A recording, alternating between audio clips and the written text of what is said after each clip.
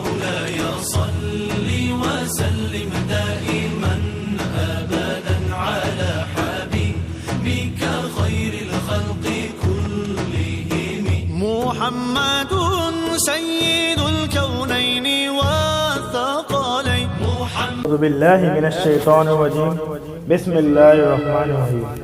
تمام سننے اور دیکھنے والوں کو السلام علیکم۔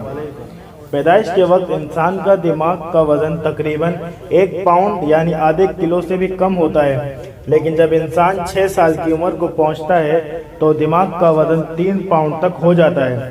وزن میں اضافے کا سبب کیا ہے؟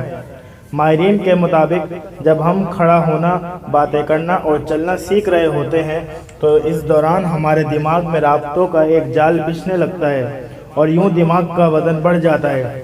ہمارے دماغ میں تقریباً 100 ارب خیالات ہوتے ہیں۔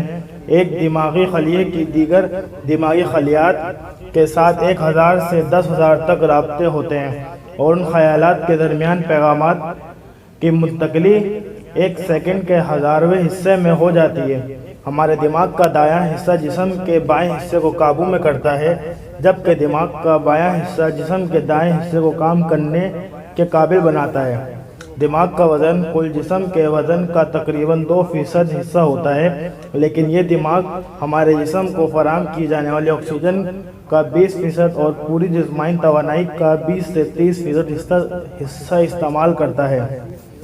دماغ سے ہمارے پٹھوں تک کوئی عمل کرنے کا پیغام 400 کلومیٹر فی گھنٹے کی رفتار سے پہنچتا ہے۔ ایک دماغی اعصابی خلیے کا موٹا پن 4 مائکرون ہوتا ہے، جس کا مطلب یہ ہے کہ اس طرح کے 30,000 خلیات ایک پن کے سرے پر سما سکتے ہیں۔ ایک بالغ ڈولفن کے دماغ کا وزن بالغ انسان کے دماغ جتنا ہوتا ہے، تاہم ہاتھی کا دماغ ہمارے دماغ کے مقابلے میں 4 سے 5 گنا بڑا ہوتا ہے۔